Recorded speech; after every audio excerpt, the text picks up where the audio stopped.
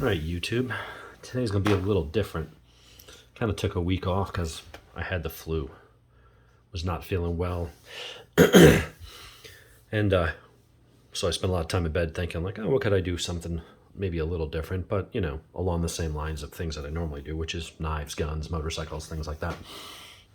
And so one thing that I was going to do was, you know, I do the knife reviews and things come in and out of my collection all the time. I end up selling some, I'll give to friends because, you know, at the end of the day, how many knives can you actually use? So I looked at my knives, and now this doesn't include fixed blades. Doesn't include my OTFs and automatics. These are strictly just folding knives. So this is what I currently have in my collection. We'll go through each of them real quick, and then I'm going to answer two questions. One is, you know, which one do I honestly like the best? So if I was the type of person to just choose one knife for myself and just have a knife, which of these would I choose to be my one and only? And then the second question was, what if you could only have one knife? Let's just imagine we lived in a country that, you know, I don't know, let's pretend one political party is now running everything. And they are let's pretend they're very anti-gun and probably very anti-weapon and, you know, things like that in general. Let's just make it even crazier, right? Let's just imagine that we have a president whose mental faculties aren't there and his handlers keep him hidden all the time. And when he does actually come out, they make sure he doesn't have to answer any questions and cut off his mic if he does try to answer questions. And, you know, maybe it was even so crazy. We'll just make it really outlandish that his vice president is having to take most of his calls with foreign leaders in his place because there's something going on with him medically. Let's just pretend we were in that kind of crazy, completely hypothetical situation. And they came up with, hey, you know, we're gonna ban guns, we're gonna do this, and let's just say they took it another step and said, you know, you can only have one knife. It's just hypothetical. Play along. What knife would you have if of the ones that I own? If I could only have one pocket knife that I was allowed to own or carry, so I didn't have a choice, because that's what's nice about this is I have a collection of different things. So some days I'll go with something cheap, some days I'll go with something smaller because I'm going to be in an environment where, you know, I don't want to draw as much attention to it. Or maybe another day I'm out in the woods or something, you know. So it's nice to have this luxury in saying, well, I got different knives for different purposes, just like guns, right? You got a shotgun maybe for hunting or skeet shooting or home defense, but you got handguns for target shooting and carrying and concealed carry, and you've got rifles for other stuff, you know. So you have different things for different purposes, and different knives can fill different roles. So those are the questions we'll go through is, you know, what do I have? And then if I was going to get this down to two knives, one that if I just wanted one, which of mine do I like the best and why? And then if I could only have one by law, what would be the most of these that I would want to, you know, be the one to carry? So, you know, I've been on a kick with these cleavers lately, and I really do like them a lot. I think they actually offer a lot of utility. I've got the Kaiser Sheepdog, which I love this knife. Love everything about it except I hate the lock bar. It's a freaking pain in the ass to get to. It really puts a lot of pressure on your thumb. There's no jimping. Your finger slides off. It barely sticks out, so you have to almost like kind of try to force your finger into that gap. And I think this piece needs to be filed out or something. And I don't, if it was G10, I would do that because you can file G10 down and you can then just wipe it with a cloth and it doesn't look like you've done anything to it. I don't know that I would get that effect with micarta. If I cut into that, I might actually ruin that. So that's the downside. This is a really good knife, great for slicing. But would that be on my list? Probably not. But it's a great knife. It's BD1N steel, amazing slicer, still pretty pointy, fits the hand nice, very thin. It's a good knife. The lock isn't as good as I wish it could be. Then you got the other cleaver. Now I would say for certain applications, this is ideal. I think if you were camping, this is just too big for pocket carry. It's crazy. It weighs like 9 ounces or something. It's over half a pound. But if you're out camping or something where you needed a knife that could fit in your pocket, so you didn't have to, you know, you wanted something that was still small that fit in a pocket that folded up, but it gave you some serious cutting power. It had super thick slab of steel, I mean, to try to bend these liners, especially with the carbon fiber over it, it's a crazy amount of strength in this thing. And you could hack through small branches, cut rope with these. You could behead a trout and fillet it like that. That would be a great woods knife if you wanted something that could take up just an absolute pounding and do all kinds of super heavy duty stuff. But that kind of puts it into that limited niche category. So as cool as that is, the Sheepdog XL by Kaiser, and that is 154 cm steel, so good steel. You know, I wouldn't have that on either of those lists. Very good knife in a very limited capacity, I think. Now the Krag by CJRB, I actually got the name right that time. This I would say this could be on the list of knives of what I would want if I only just wanted one knife to do everything. We're going to leave that on the table. This kind of takes the things that fall short with the Kaisers in that the grip is a little bit bigger. It fits my hand a little bit better. The blade is just a little bit longer, not quite as tall, but I get longer cutting edge, still has a little belly, amazing slicer, good point, and more importantly, the lock works much better. And I've also got a finger choil up here. So that I would say puts this ahead of my other cleavers. So we're going to keep this one on the table. Another Kaiser, the Beglighter, really cool knife, elegant, not long, stabby, pointy. The grip is pretty good, although it's a little small, but it's a really nice knife. It's a very good slicer. This is a wicked sharp blade. This is N690 steel, so it's a good steel. G10 scales, nice pocket clip, although not deep carry. And it is only, no, that is reversible, so you could put it on the other side. This is a good knife. It wouldn't be on either of my list. I got it because it's a great price, and I really do like the design. And again, when you can have multiple knives, sometimes I'm like, oh, you know, I'll carry this. It's more of a gentleman's knife and a little classier, not tactical looking. It is long, but a lot of people wouldn't look at that and be, you know, clutching their pearls that, oh my gosh, you've got some crazy kind of, you know, tactical knife, even though that doesn't really mean anything. But anyway, cool knife. Don't think it would be on either of those lists. So I'm going to take that one off. The Civivi, like it a lot. This is the Elementum. This is when I need just a small little discreet carry pocket knife, maybe carrying in shorts or something. I just don't want a lot of weight. I just want something I can throw in my pocket and forget about, and it's there. I love it. It's just a little small for my hands, but it does work. But there's something just really nice about this. But as much as I like it, if I had the larger one, which has a button lock, so I'm not sure if I'm going to like it when it does come in, maybe I would put that on the list. But as much as I like this knife, if I was, again, limiting it down to I only want one knife or I'm only allowed to have one knife, I don't think the Elementum would be on that. That's a tough call because I really do like that one. My other Civivi, the Brazen, which, by the way, I have since put on a proper edge, and it is now very sharp. Really cool knife, very utilitarian, good grip, D2 steel, nice strong tanto point. Doesn't really have much of a belly. It's not as good of a slicer as some of the other ones that have more of a curved edge, but very good knife, fits in the hand very well. Nothing wrong with it. I actually like this a lot. This is a good knife. Would it be on my list of either of the two? No, I don't think so. If I was going to limit myself to one, I'd have a nicer knife. It wouldn't be a $50 knife. At least not this type. Maybe that one. We'll see. Getting into, let's see, what else have we got? Well, we've got steel will. I got 3 of those. So I love my Gecko. I think this is an amazing knife. This has got N690 CO, so good steel, made in Italy, 3.5-inch blade. It is a lockback, but the lock is very, you got to really kind of get in there. It's not the kind where I think your hand is going to push it accidentally. I would feel secure stabbing with that. Opens very well one-handed. It does need, you know, you can close it with 2 hands, or with 1 hand rather, but not as easy as some of the knives, like liner locks and stuff. But that micarta handle, beautiful. I mean, all these edges are radiused, and just it's a really nice knife. Mild jimping where needed, just enough to give you traction. We're going to keep that one on the table. That one is on my list of knives that I would just love to own. If I was going to own one, just to own a knife, I think that would be on it. So we'll keep that one.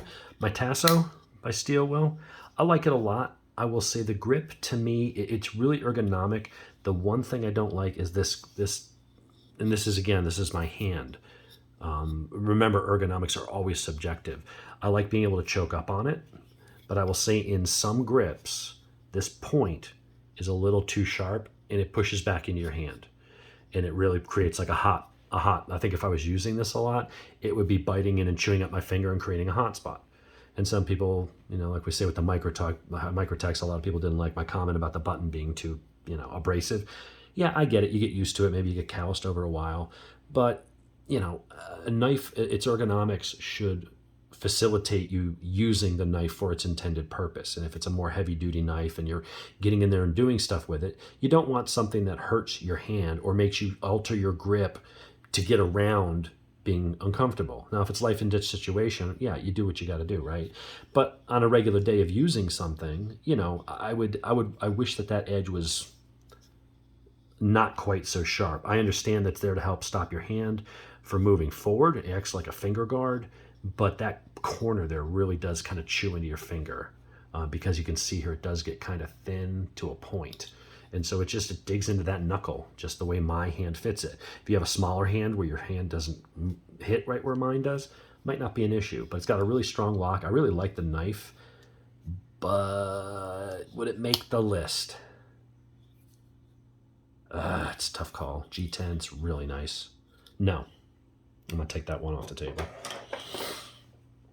My other steel will, the Apostate, the original one that I've got. This has, I think it's, what kind of steel is this one? S35VN, so great steel.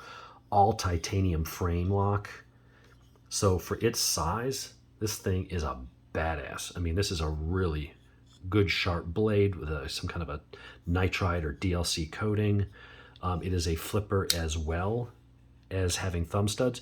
The problem with this one is the thumb studs, where they are, the detent is really strong. You have to put actually it's not even working.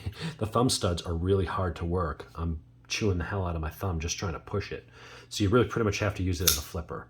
So there's a flaw in that design. It's a really cool knife. I feel like you could really do some damage. I think this is, to me, is like a big tactical almost fighting knife. And it's cool.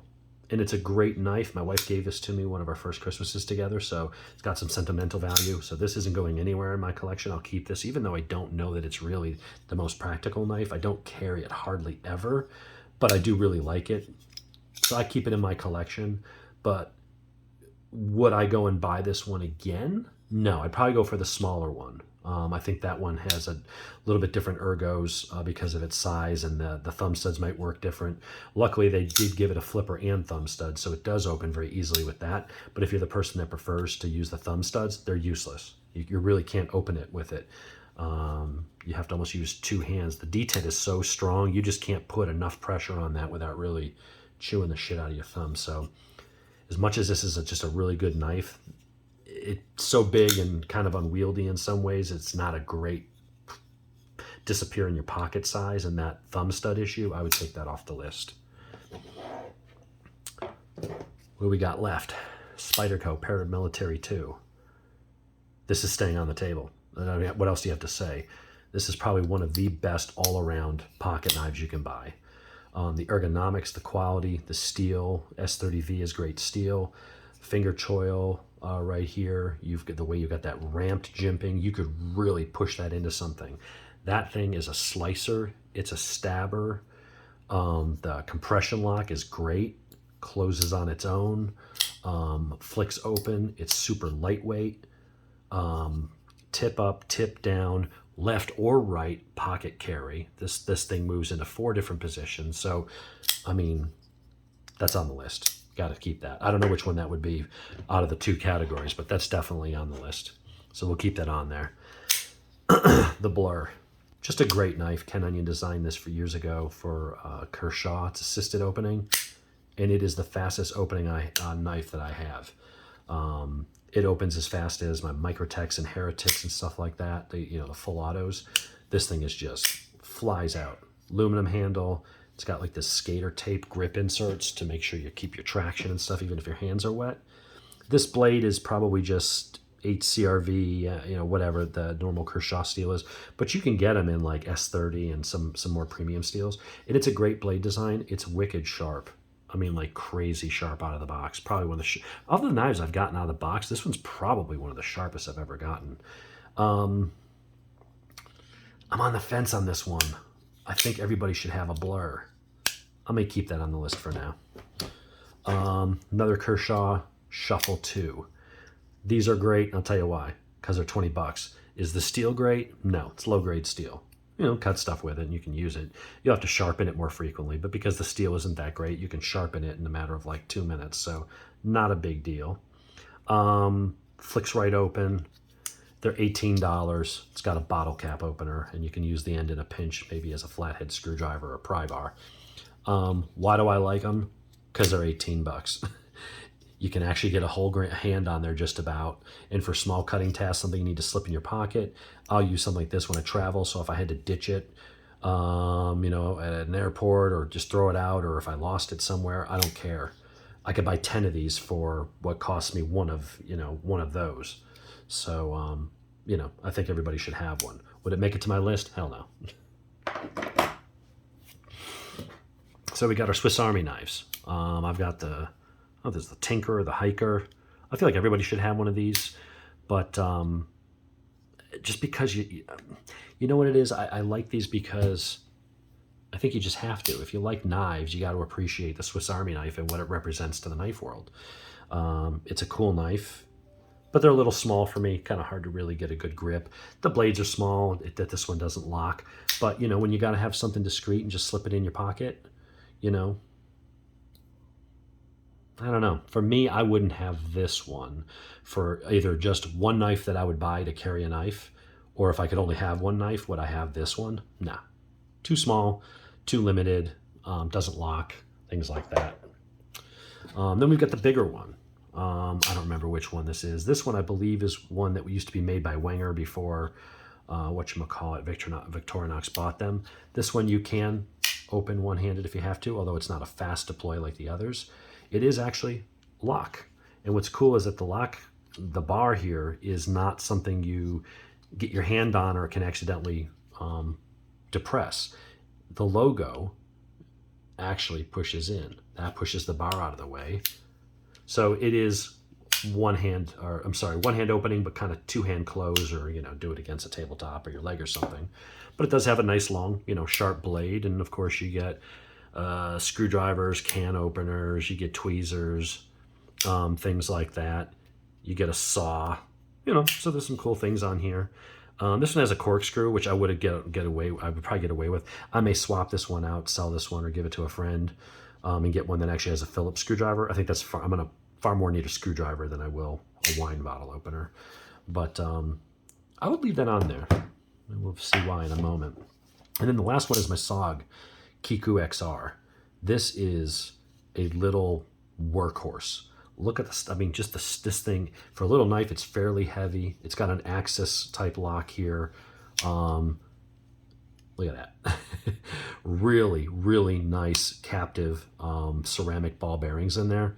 So this thing, as soon as you pull that spring tension off on the locking mechanism, because the lock mechanism locks it, doesn't lock it, but it acts like a detent in that position, in the closed position. And then of course it locks it in that position. Very tight lockup. But as soon as you deploy, you know, release that. So you can open this. I mean, it just glides. This is the smoothest opening knife I have. Takes no pressure. And if you don't even want to flip it, you just pull in the spring and that blade just, I mean, look at that. Just wobbles around on those bearings. So you can just open it, close it. Great knife. Micarta over stainless steel liners. Fairly deep carry pocket clip. Just a beast of a knife. I'm going to keep that on the list. I carry this one a lot because it's a really robust, thick, powerful knife that you could use for some heavy-duty cutting tasks or, you know, defensive purposes, but it's not massive. It fits my hand. It's just big enough to get a nice, solid, really secure grip on it. And even if you do a reverse grip, the way this is curved away from you, it just lets your thumb curl over it. It gives you no hot spots. They really thought about the ergos on this knife. This is a fantastic knife. So that brings us down to, I've whittled out the ones that I absolutely wouldn't keep. And so there's two categories left. knives that if I could only have one by law, what would it be? Or if it was just one that I really like the best, I just think is the coolest. So how will we do this? We'll put them into two groups. I think I'm actually going to take the Kershaw out. And I think we're going to say, you know, the knives that I really like, that if I was just going to own one, I really like this knife. I feel like it doesn't deserve to be at this table here because it's a $50 knife versus $150 to $200 knives. But it is a really good knife. But it's only D2 steel, and it is, you know, it's made in China, and it's not as premium as those. But it is a really nice knife. Of my cleaver styles, I think this is the nicest one. Some people think, well, the carbon fiber will look a little blingy and stuff. I just wanted something different. You can get them in G10 and some other stuff that might be a little more practical and won't get scratched up and stuff, as much as, you know, the smooth finish on this will. So does this deserve to be in the same group as those? It's a cool knife. And I think if I were to break this down further into knives I would own if I was only going to own one under $100, versus over 100, this would be the one. So maybe that's how we'll look at it. This would be a runner-up. If I was going to keep one, just to have one knife, and that's just all I just wasn't a knife guy, just wanted a knife just to have. I would say of the knives I own, I would probably take this one if I wanted to spend under 100, especially if I wanted to keep it around 50. I don't have another knife, I think, that is the equal of this in that range. So that'd be a runner-up. So what's left? Of the knives, just for the pleasure of owning,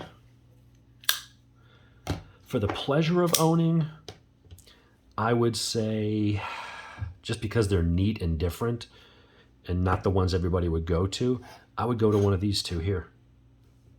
This steel wheel gecko is just a phenomenal, beautiful, classy, well-made knife. The fact that it's also really good materials, wicked sharp, and just really, really nice quality. Nice machining, beautifully executed, great ergos, great for stabbing, great for slicing, no hot spots, really comfortable. This knife has got to be at the top of that list. Do I like it more than the Sog? Well, that's a tough one to answer. I will say that the answer is probably no. And it's not based off of anything necessarily subjective, quality material. I just say when I go to reach for a knife out of the drawer, I grab this one 10 times as much as I grab that. So I would say of the knives that I just like to own. I just like to handle it. I like to fidget with it. When I pull it out, I'm like, that's a cool knife. I feel that way about this one, but I reach for this one more often. So I would say this is going to be the winner. So let's go ahead and I hate to do that because this is such a great knife. But I'm going to take that one out. So we're left with the Sog Kiku Xr as my this tends to be my go-to knife. Now my second go-to knife is the paramilitary. And so it really is a tough call, but I will tell you the reason that I like this one over this one is this just feels more robust. I get more hand on it. I think in some ways this is going to be a better slicer. This blade it's a high flat grind all the way to the top. It's a better slicing tool. But if I was just going to have one knife that had to do everything, I could do more hard use stuff with that. This I think would be just as good, if not better, for defense. The way it locks in, I think this knife will take more of a beating than this. This is a sturdy knife. There's nothing wrong with it. I just feel like this is a little bit more, but man, it's close. That is hard. I mean, to say that beats out a paramilitary too, some people could think I'm crazy. It's a personal preference thing. And if I say I'm split on this, I'm like 50.1% and 49.9%. They're really kind of even in my book.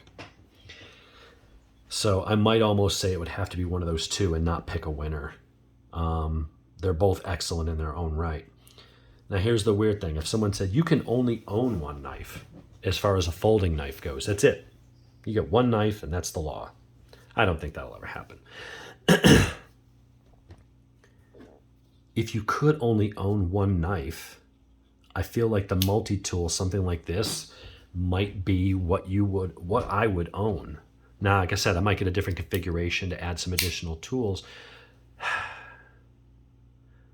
But you know what? I'm going to second guess myself on that, because you know what? The reality is, in my hypothetical, as I've given it to you, it says I can only own one knife. I could have other multi-tools that would offer things. So I think at first I was thinking, you know what? This might be just the ultimate. If you could just own one, you could have all these tools in one place. You could have, you know, a saw. You could have a knife. You could have it lock. You could you could stab with it. You could have these other tools and implements. And so if there was only one, but as I'm thinking about that, I've got some flawed logic there, because in reality, the law would say you could only have one knife. Well, multi-tools and screwdrivers and shit, no one's going to care about that. So you know what? We're going to take that out of the running.